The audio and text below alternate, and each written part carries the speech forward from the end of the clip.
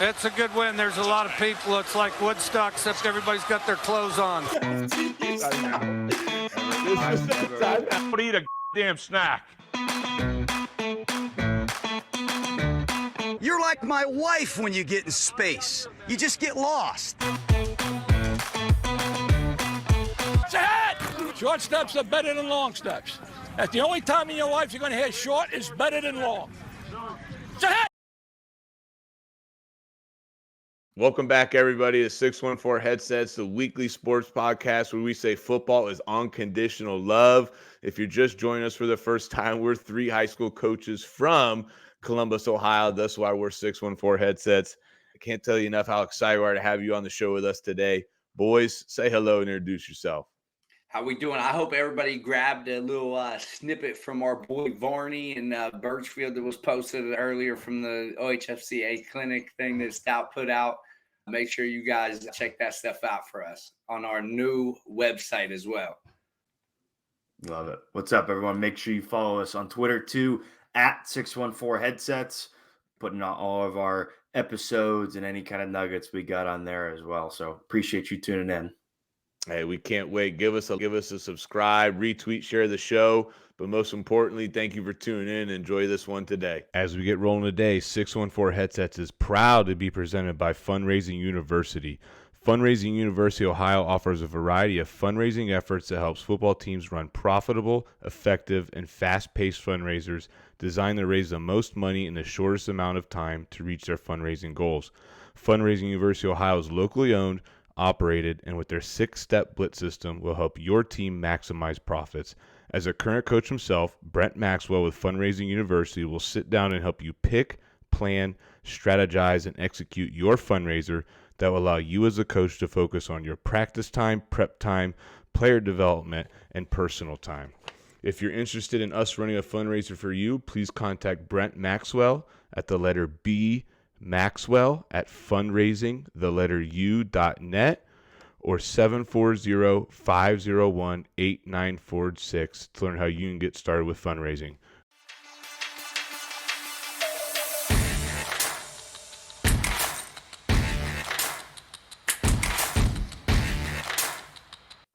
We've got a great guest on tonight, Coach Joel Rodriguez. Coach, we want to thank you for jumping on to this show with us and really getting into a great discussion tonight about really, we'll have our Pick Six segment, which I think you've seen a little about, but we really are getting into ways to supercharge your offense in your program. But before we get into all that, a little introduction for Coach Rodriguez. Played offensive line at University of Miami, the U from 2001 to 2004, academic All-ACC, and played for the Tennessee Titans and the Berlin Thunder in NFL Europe for a little bit, and then had multiple stops across college football. Coach, you've been just about everywhere when it comes to your coaching career, college football, from Ole Miss, Bryant, Fordham, Florida National, back at the U, and now at Akron as the offensive line coach and run game coordinator. So, Coach, we really want to thank you for being on tonight, and I think it's going to be a great episode. Thank you guys so much for having me, man. It's an honor and a pleasure to be, on with you guys. Been watching the show and following, and obviously being new to Ohio and new to the Columbus area as from a recruiting standpoint. I think what you guys are doing is really awesome. So I'm happy to be a part of it. Thanks, guys. I'm just really excited. We finally have somebody from a real Miami on the show. And literally, the fake Miami. Clarified that by saying the U, because honestly, Donnie, you act like you came from the U. Yeah. Stop it. Finally have a Miami, prestigious Ohio. Miami on here. I'll I'm say excited. I'll say the whole cliche that every Miami, Ohio graduate says, which I think is dumb, but I'll still say it, is that Miami University was a school before Florida was a state. Now, there's a little cliche it is, but I'll throw it out there just to rep Miami. I couldn't believe when Gabbert popped off in the pregame presser when they played him in the opener this year. Wasn't the smartest thing to do. Going with the real Miami was kind of being his words. It was not the smartest thing to do on my good friend Brett Gabbert's hand, but that's okay. Hey, either way, I'm excited to have Coach Rodriguez on. He's probably been one of my favorite new guys who has come around in the area and recruited our area. I think he's probably one of the most phenomenal relationship-driven type coaches. I think he's a great recruiter. He's got one of my former players and Jonas Mann down with him right now, and I know his family has a lot of good things to say about him. And so we had the opportunity to get him on. I was excited. So, Coach, I can't wait to hear your nuggets you drop on us. Ryan, start your segment, man. Let's go. Let's run it. My favorite one of them all, the Pick Six segment, baby. The Pick Six segment is powered by Story Rival Sports Media. Championships, friendships, and life lessons are among the most meaningful part of the athletic competition. We are passionate about preserving them by offering the most unique highlight experience available. That's right. And Storied Rivals delivers your team's content with services designed to change the way you experience these unforgettable moments now and for a lifetime. Storied Rivals now offers a complete team apparel and player shop customizable to your program. Contact us by mail at info@storiedrivals.com to schedule an appointment with a member of our team. Without further ado, round robin. Sayers, give this man his first question. Here, let me just tell you I appreciate you breaking that in half for me. After 2 ad reads, I knew we had to give you a helping hand. I told you I was not the guy for the ad reads. Hey, it's all right, though. We appreciate you saying a couple sentences, Ryan. The people want to hear your voice. Thank you. I appreciate that. All right. Here we go. Coach, look, I know you're around the game, but you went to a big school at the U down there. If NIL was around when you were around, how much were you asking for if you were to go to the U? Oh, hell. As much as they'll give me. Back up the bank trucks. It would probably be like maybe like a pack of beer. Maybe it was all it's probably worth on the front end, but I'll take it.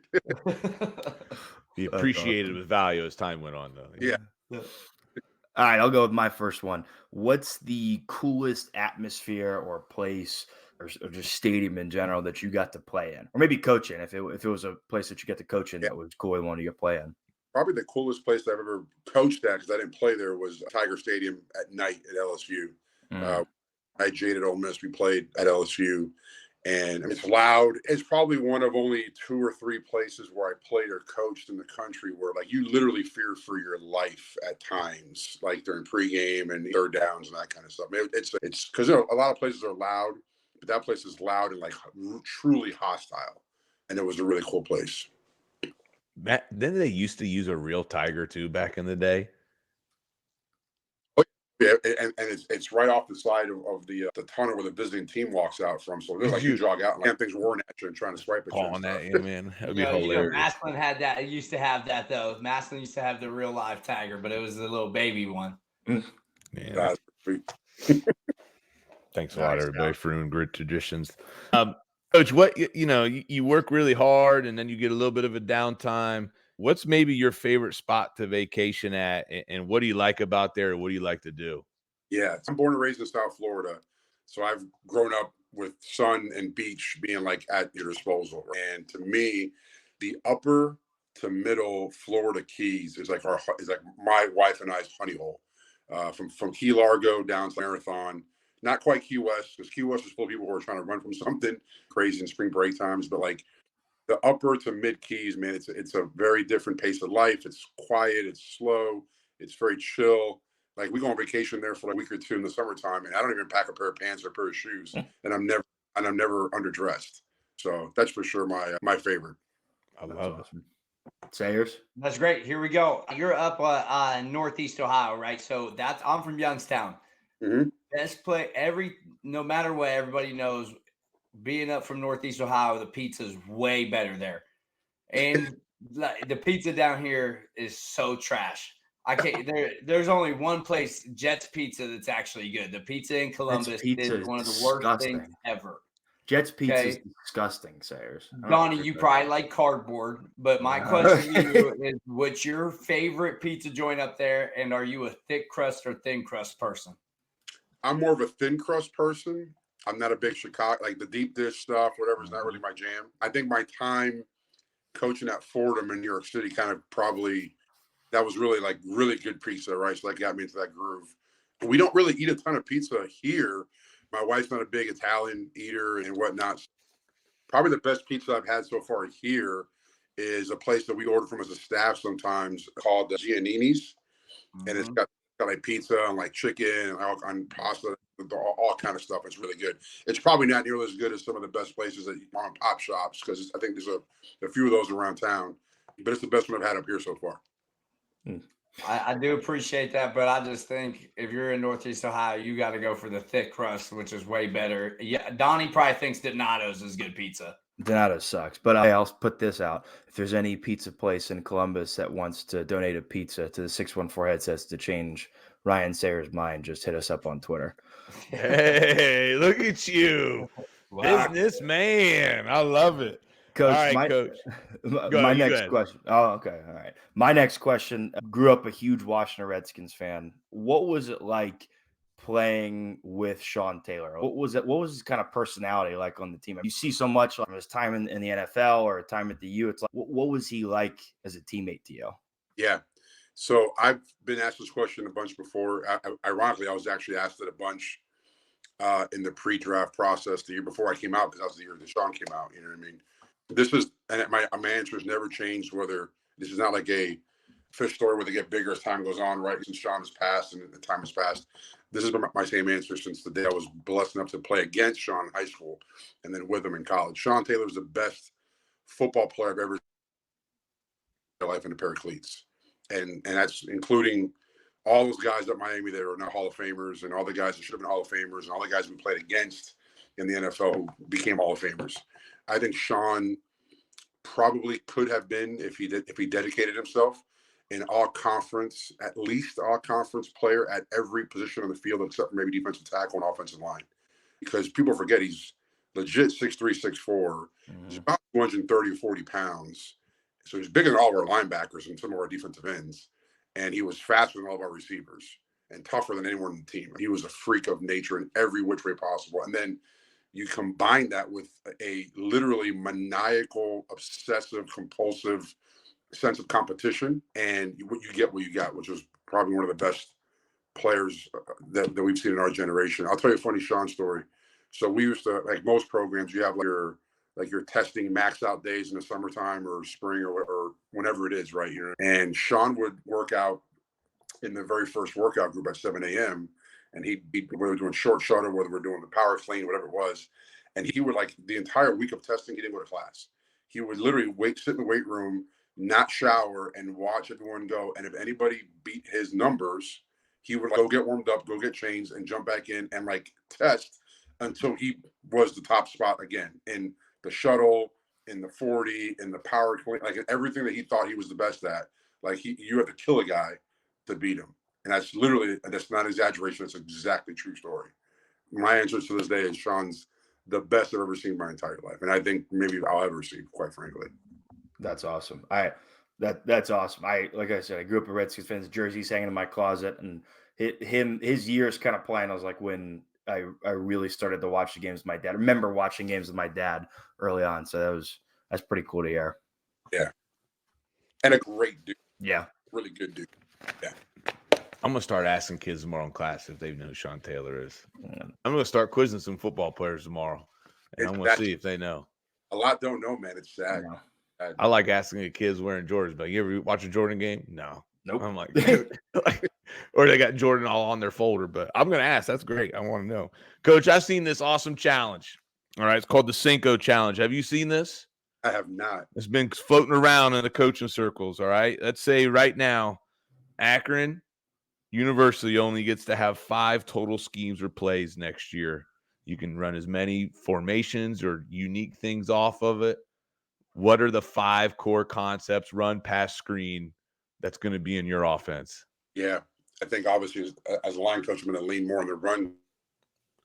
Right, inside zone, outside zone, pin and pull, and then quick game, and then 7-man protection for your shots and your third down stuff. To me, nowadays with the evolution of the RPO world and pass run options in some cases, it's supposed to run pass options depending on formation and play call. I think that kind of gives you your quick game and most of your move the ball drop back game, quite frankly. You know what I mean? I love it. And I think all you need is a couple max protection shots, third and longs, or close to the field. I love it. I saw it was a cool challenge. I wanted to pick your brain before we get in the real X's and O's and get into talking about it, which I can't wait to hear what your 5 are. That's a Pick 6 segment brought to you by Storied Rivals.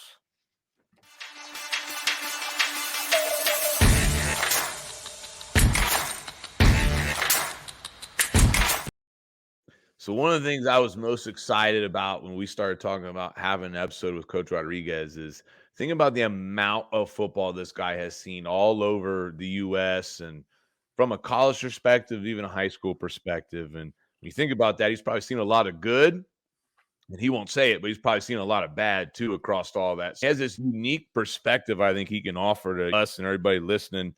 And so that's why today we want to talk about if he could give us, hopefully we get to 5, hopefully. If not, we'll help him out. But 5 ways that he thinks you could supercharge your program or offense. And so, Coach, we're going to let you be the star of this show and chime in a little bit with some other questions. But what do you got for us? Yeah, that's great. And I think for the first thing before I answer the question, to give you the list, I wanted to say, to clean in a little bit to what you were talking about, right? Like I feel blessed in my career that I've been able to coach at a number of different levels, right? A lot of guys have a very charmed existence in this profession, and they get with the right guy at the right time, and they're either a GA and a QC and a full-time, or all at the Power 5 or the FBS level. That's great, and that's awesome. And we all want that. But I've been very fortunate to be. I'm old enough that I got into it as a graduate assistant when there was only one GA, and that guy was coaching a room at the same time. Coached at essentially the D2 level with Bryant, and then the FCS level, and then the G5 level, and the P5 level at the FBS. So, like, the one thing I will tell you guys is, and for the listeners, is 2 things. First of all, like, there are really good football coaches that never coach college football, right? Some of the best coaches that have ever put on a headset or a whistle are high school coaches or D3 guys or JUCO guys or whatever it is. And on the flip side, unfortunately, there's some guys with some really high profile job titles at some really recognizable logos that can't draw 11 guys on the board. So I think the first thing I would say is, to your point, let's never judge a book by its cover or a coach by the logo on his t-shirt, because I think there's a lot of good that we can all learn from each other. That was probably one of the coolest things about like the COVID times. Like, you have all these online clinics and stuff, and it was so interactive, and I learned as much from talking to some high school guys that were there to talk, or other guys talk, as I learned from other coaches that were at our level. So anyways, I didn't go off on a soapbox there, but I thought it was important to say, right? All right, so to go with the 5, and I took more so of a program approach with these 5 things here, but we can. I like it. That's good, Coach, because Ryan's done a terrible job getting defensive guys on here, and has been offense. Everybody's going to appreciate you went with that. Yeah, it's a good job. Yeah, thanks, Coach. Appreciate it. Hey, the thing is, though, Stout, honestly, you and Donnie look amazing tonight with your matching shirts, and I love how he's over there giggling on your jokes that you say. Champions you guys are disgusting. Hell of a year. Sorry, Coach Rodriguez. Good, appreciate you. All right, so the 5 things, and they all kind of build upon each other, or maybe draw from each other, maybe. But the first thing I would say, and this is gonna sound very cliche, but hear me out here for a second, because I know it's a popular kind of hashtag or whatever phrase. I think you have to start with why, and not just like from a TED Talk, Simon Sinek, like big. You have to understand that players nowadays, I don't care whether they're high school sophomores and they've grown up with an iPhone in their hand their entire lives, or they're transfers who are grad transfers who are 25, 26 years old. They've still all grown up in that same information age, where information has always been available to them at the click of their finger. And so they're more inquisitive by nature, and they're more apt, and not never really have been steered away from asking why. You know what I mean? So I think the first thing in terms of building a program or trying to supercharge your program or whatnot is understand that everything should have a clearly definable and clearly explained reason as to why we're doing this as a program. Why is it going to help us win? And you got to pretty much draw a pretty clear line from that to winning without a lot of steps in between for the players, right? You know what I mean? That's the first thing. The second thing is, and I stole this a little bit from Coach Diaz when I worked for him in Miami, but like when Coach Diaz first took over in Miami as a head coach, like his mission statement for the whole program was he wanted to create, because this is obviously at the very beginning of like a age of the portal and guys leaving and that kind of stuff, and same with coaches, and he wanted to create an environment, and I guess for lack of a better term, a culture, but that's such an overused word nowadays, but create an environment that's hard to walk away from, right? that's the one really equalizing thing that's happening right now in the world of college football, is that the culture, the power struggle is more equal now than ever was before between the players and the coaches. It used to be where a player signed it, he was stuck there for as long as he had to be there until he graduated, unless he wanted to move down or sit a year. And coaches were free to go. If an assistant coach got hired under false pretenses and got lied to or realized it's a shitty situation, he could get out of Dodge whenever he wanted to. The player was stuck there. Right now, that isn't the case anymore. So I think it's incumbent upon us as coaches at our level at college, but also in high school, because the transfer rules in most of the country are pretty lax. And wherever they're not lax, they're getting more lax, let's face it. You know what I mean? Nobody wants to be accused of limiting player options and options for families. So the answer isn't to hug them tighter so they can't see what's out there. The answer is to create an environment and a culture that they don't want to walk away from. And even if they're not playing, how can you add value? How can you clearly define their roles and communicate that on a regular basis to them? That's the second thing. The third thing I would say is, and this is a big Coach Moorhead kind of phrase, be demanding but not demeaning. And I think myself as a coach and most of the guys in our staff, and Coach Moorhead included, and Coach Moorhead to us as a staff, like, he's very demanding of us, right? Do your job, be a pro, right? Like, I mean, you got to recruit, you got to be a mentor, you got to be an academic counselor, you got to be a recruiter, like all these different things. And it's impossible. It's possible to be very demanding on your players fairly without being demeaning, right? And if there is something that needs to be a behavior or a technique or an effort, let's say, that needs to be corrected, you can correct it even in a very aggressive manner. Hell, I know I do for sure. You know what I mean? And I tell players, don't lose the message right in the delivery. Like, I'm gonna confront the issue and I'm gonna correct it pretty aggressively at times, but I'm not gonna call you names, right? Like, hey, that sucked, not you suck, or hey, that's horse crap, not your horse crap. I think that's a very clear, big difference that some of us older guys maybe miss because we were coached and raised under that kind of hard ass coaching where, like, you were called names at times and it was just status quo. That's not the case in today's day and age.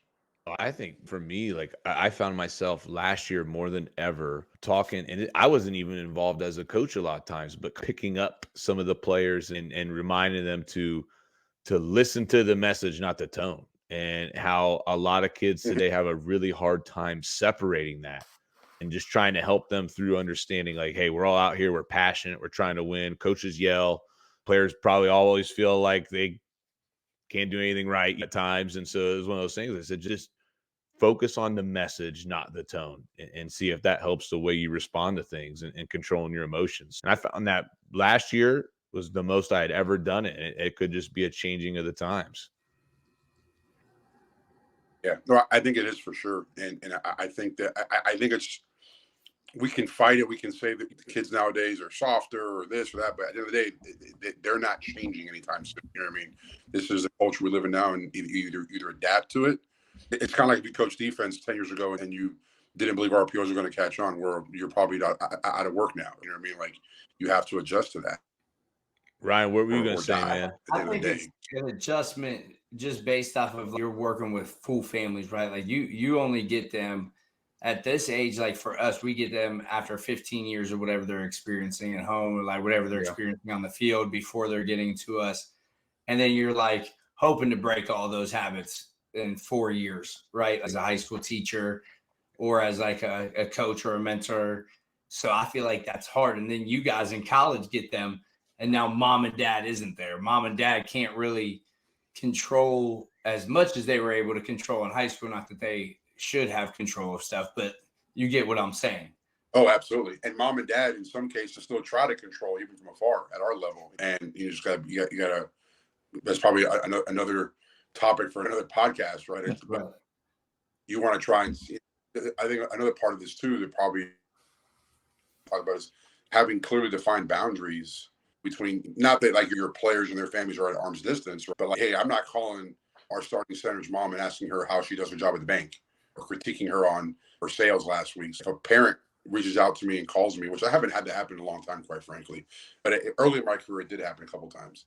If I have a parent reach out and talk to me about like playing time, or why is Jimmy not playing, or why is Johnny playing with Jimmy, whatever it is, my response has always been, our policy as a program, whether it is or not, it's my policy, is I don't talk about playing time or depth chart or whatever via phone call or text message. Right? If you really want to come into the office one day and sit down and we can watch some practice film and we can talk and we look at our grades and that kind of stuff.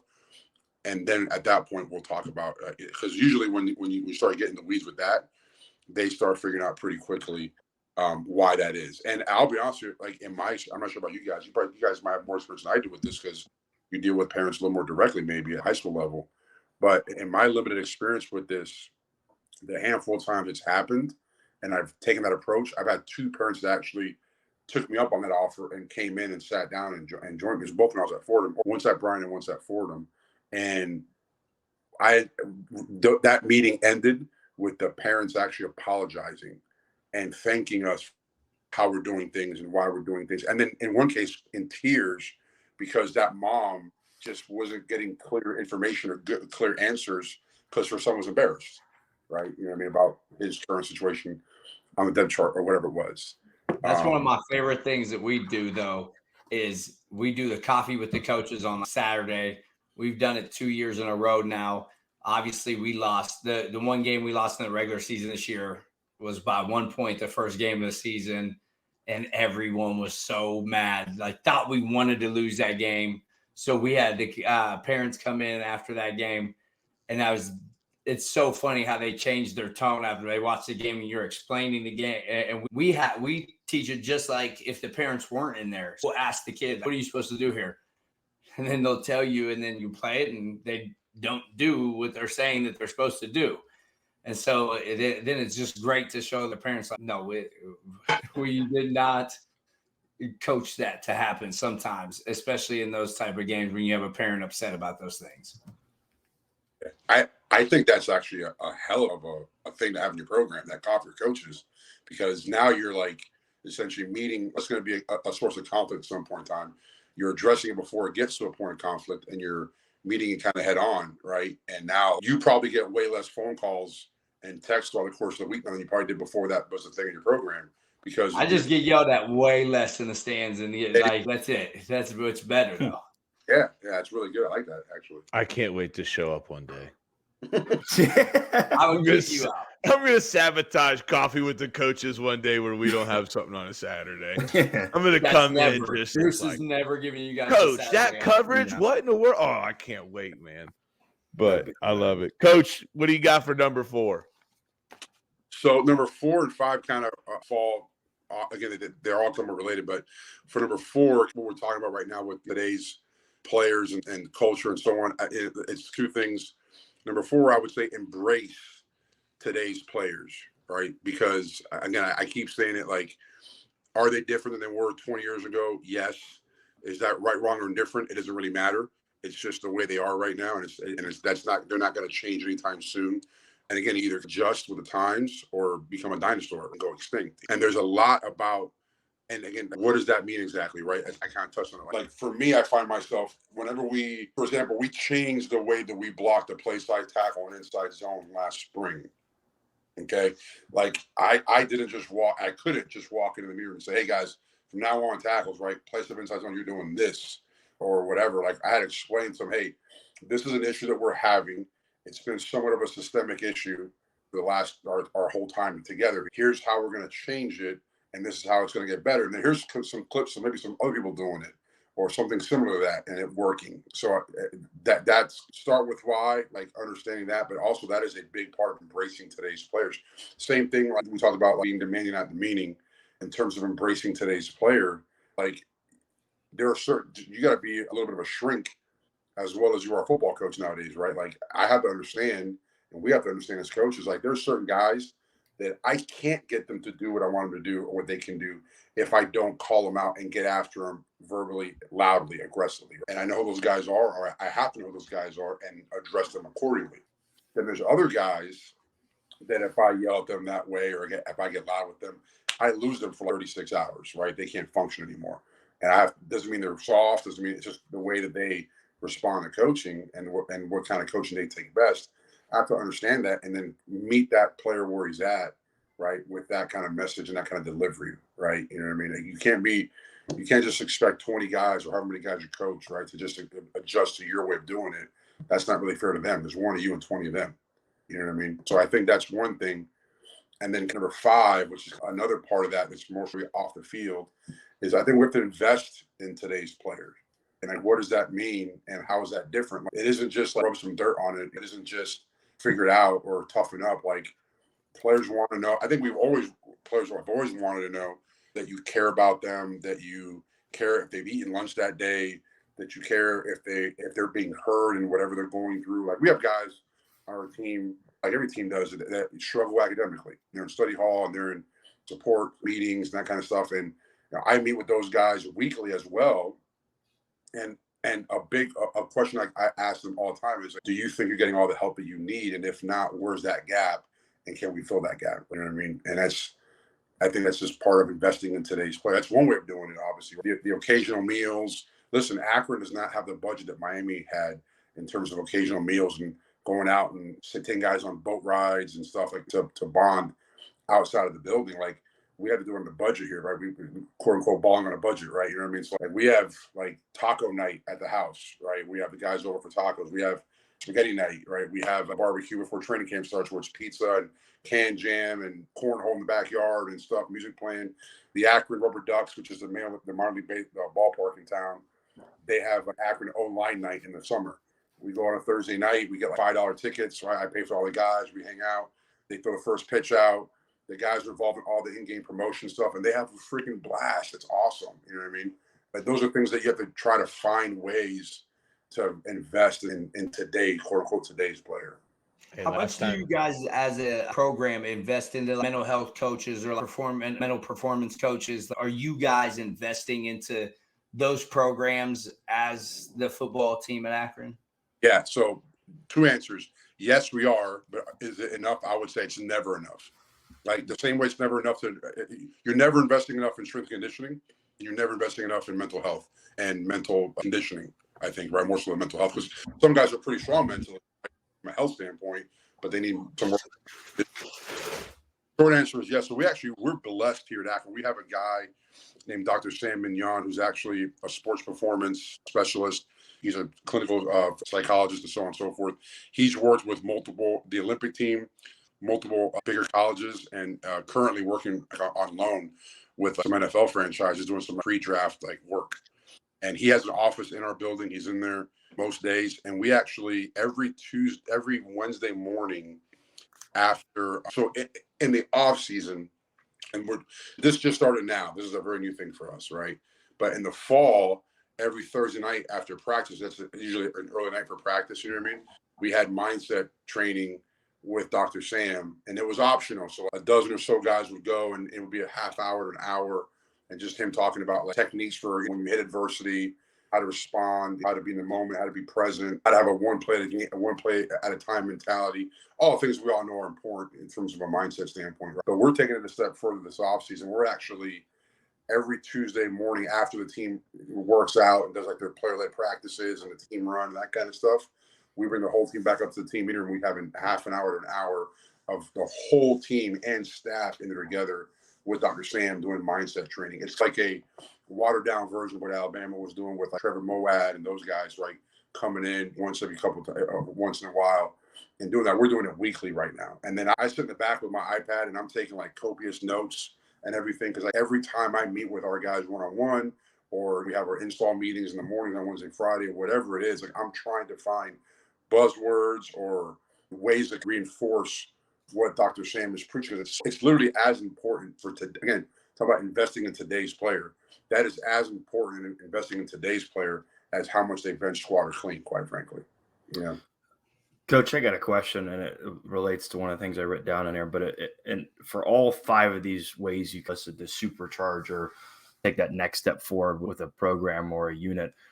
And I think I know what your answer will be. But is there a group that you've seen in your time coaching where, man, if you get this group to either buy into some aspects of one of these 5 ways, or where you can feel these different strategies you laid out hitting them sooner than others, Is there a group you've seen where when that happens quicker, it brings up everybody else, like a unit? I tend to believe offensive line, right? Like when you build up your offensive line, it trickles down to other position groups. Some people I think might say quarterback, maybe linebacker, but is there a group that you've seen, like if you really pour your time into it, if they start to take that next step quicker, it trickles down into the rest of the team? I think it's both sides of the line of scrimmage, right? I think I Coach Moritz is all the time, like every good team that he's been a part of and that we've been a part of together or independently, the mentality of that team has been dictated by the offensive and defensive lines, right? It's a line of scrimmage game. It always has been, always will be. That's never going to change. Right? And also from a number standpoint, those are going to be your two biggest units on the team. You can get your offense and defensive line from mindset standpoint, going the right direction, pulling the right way, saying the right things, thinking the right way. You've already got almost half your roster doing that already, quite frankly, or a third of it. So we have 21 guys in the offensive line in the fall here, and the defensive line has probably close to 16 or 18. So that's literally almost half, over a third of the roster, depending on your roster size. So I think it's line of scrimmage because from a size standpoint, also they're the bigger human beings, they're the larger mammals, and they tend to demand more respect and take up more space in the room. So I would say it's both sides of the line. I had one coach, and I gotta give my wife a shout out. This is a family show around here. She comes up with some ideas every now and then, pretty good at being a coach's wife. What strategies do you focus on when maybe you're more outpowered by a more dominant program or team? Is there some things, hey, we're gonna play a really good defense this week? Is there some concrete things that you do from a game plan perspective to neutralize that zone? I want to try, and I'll say this: unless your quarterback is like a wheeler and dealer in death in the pocket, right, or from the pocket, your quarterback has to be a throw with his legs, because that's ultimately the biggest equalizer from a number standpoint. Because you're trying to make the numbers not even match, but be favorable for you, and that's the best way to do it. Right? Spread them out and have some quarterback run game element to it. Without that, I'm not sure you can do that unless your quarterback is just deadly accurate. For us, and quite frankly, let's call it spade a spade. That happens in the MAC 2 or 3 times a year, right? You're playing those money games, right, programs or SEC or whatever it is. You want to limit the amount of drop back that you're in, because that's a lot of bad things happen when you're in drop back against better players. You know what I mean? You can't get open as fast. Can't block for as long. The reads happen a little faster for your quarterback. You want to try and find as many ways. Like, for example, we played Kentucky last year, and like there was probably not one of our guys up front that could block one of their guys up front one-on-one for more than a second, unless the guy was just taking the play off, right? You know what I mean? So luckily there were a 3-down operation, and structurally they gave you the ability to create 3 double teams at a time, running certain schemes, right? So try to find as many double teams as possible. Stay out of 3rd and long, which is obviously easier than done. Stay out of drawback, and then the last thing I would say is, and this probably goes for all games, but especially when you're quote unquote outmanned, like calling your best run play on 3rd and 9 is a good play, right? Because they're not expecting it. You might pop one. Worst case scenario, right? You gain 4 or 5 yards, and you're punting from a better position anyways, right? And you're shortening the game for yourself. You know. I think it's a good list. It seems some of it sounds easy, but when you think about the practicality, I like the list and the thought process behind it all.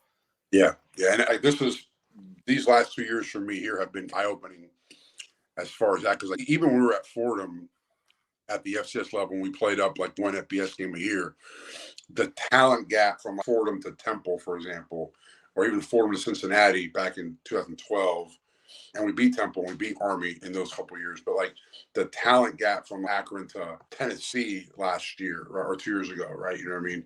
Was wider than that gap between Akron and Temple, for example, or Fordham and Temple. Sorry. So I'm still learning that as I go through, because I haven't had as many of those games in my career as I have at the past couple of years. Coach, I got a question as it relates to offensive line. Is there any spot that you feel along those 5 guys that almost needs to be that centerpiece of like key position? I think a lot of people always think off the jump like it's left tackle, like it's your blindside tackle. That's that's where the money's made in the NFL. Like, if we're being honest, is there a piece that you think needs to be that either vocal kind of leader of the group, or just needs to be that steady piece early on to get a group going quicker, or just in a more efficient way, however you want to phrase it?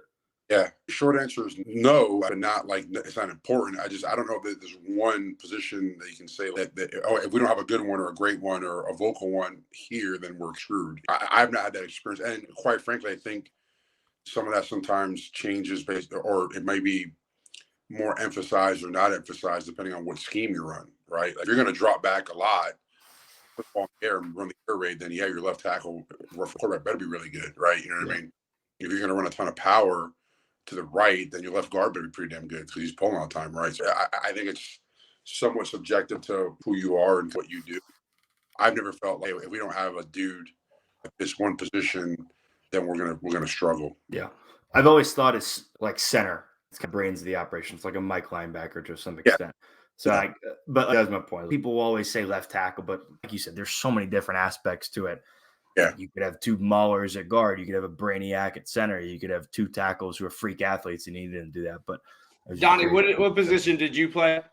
Tackle. Nice. I always thought, I think when teams say, well, you hear at the higher level, you hear them say the center, but that's because the center does so much in the NFL with IDing and calling things and doing that. I like Coach's point about it depends on your scheme. A spread team, if your center cannot dial in the ball great from even a snap standpoint, how much that can change everything. But like Coach said, if you go underneath, it don't matter. But I think in a lot of modern offenses, it probably is a really important spot as it can throw off a lot. It ain't no sense running any read type plays or anything like that if the snap's here and you only have a chance to get to a read. Yeah, no, that's a good point. Yeah, I think no matter what offense you run, there's always some, in some cases more, but some stress mentally on your center, right? He's got to identify fronts. He's going to get you the right protection calls and times, that kind of stuff. But I've been like at Fordham, our last year there, we had a pretty veteran group around a young center. I say our right tackle was a true freshman, but left guard and left tackle were all like 3+ year starters. Center was a first year starter. Right tackle was a true freshman. So we took a lot off of the center's plate and just had the guards. Our left guard was a 2-time All-League player and played in the NFL for a couple of years. And he was like a 35 ACT kid, pre-med out of high school. So like he pretty much ran the show for us from a communication standpoint in 2014, I guess it was, at Fordham. But I think mentally, yeah, if your center doesn't have a great sense of things or is not very vocal, that could probably hamstring you pretty good. Coach, I had a question. I think Ohio does a really good job preparing players to be at the next level. But just from a college perspective, speaking to a lot of high school coaches, what's something you think we could be doing more of to make our players either better or more ready for that next level? Yeah, I think pretty good question, actually. I think it's a couple things. I think that from a skill player standpoint, I think Ohio is probably behind a little bit in terms of 7-on-7. And now the pendulum has swung too far away from that in certain states, right? Like I'm from Florida and I recruit South Florida, and 7-on-7 down there in the off season has become like AU basketball, where guys play for these travel teams, and there's like 20 different high schools represented on one team, and then because of that, guys transfer to play with their buddies from 7-on-7, and the 7-on-7 coaches become more important in the recruiting process in some cases than the high school coaches do. So we don't want that in Ohio, because that's not a safe, sustainable model for the kids. You know what I mean? But I think opening up more opportunity for teams, if you guys at Gahanna want to throw against Reynoldsburg or whoever once a week or twice a week, you should be able to do that without having to jump through hoops and wait for certain times a year or whatnot. You know what I mean? Restrictions on in Ohio versus some other states. Yeah, exactly. I think the readiness and the skill level of the big guys in this state, in this area in general, is awesome. I think the line coaches and in general in Ohio and the Midwest and like Western are like other parts of the country.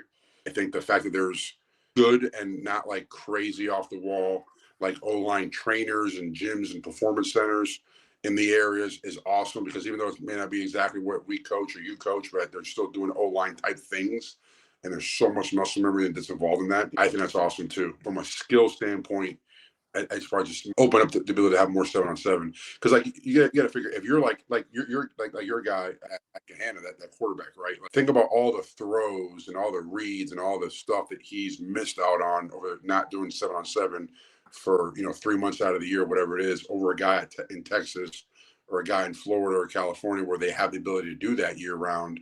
I just think it's not what's in those kids' best interest. It's definitely been something that we've heard the last kind of year or two is from the college perspective, a little bit of more things are even that they'll go with a kid down south because of what you're saying, the more reps, the more polished from those opportunities. Yeah. Yeah.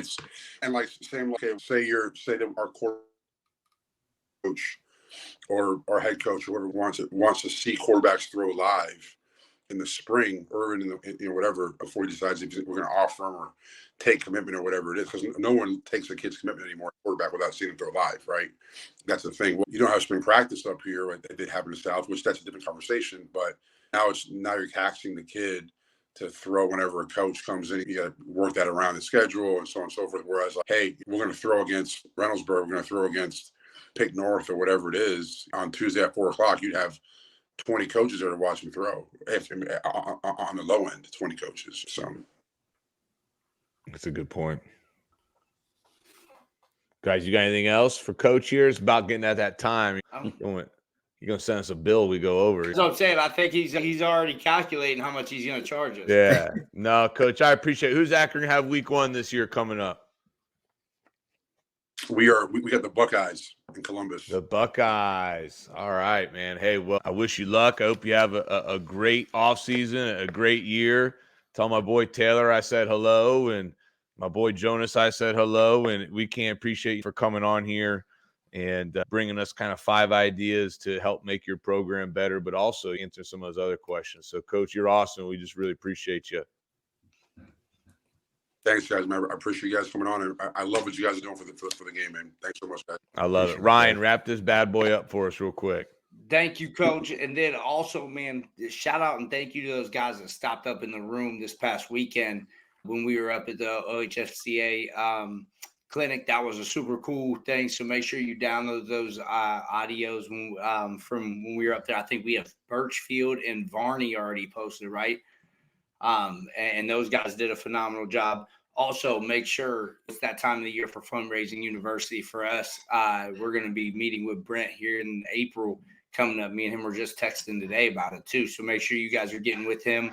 And then also Story Rivals to be able to set up your gear stores so that your coaches, your players, and your parents can get all their gear set up for the upcoming year. I think Absolutely. That's about it, right? I think that's everything, Kyle. Great clinic, great time. Great. We pumped out 2 episodes last week, another one today. Things will slow down a little bit for us here. Make sure you subscribe on YouTube, subscribe on your favorite other platforms.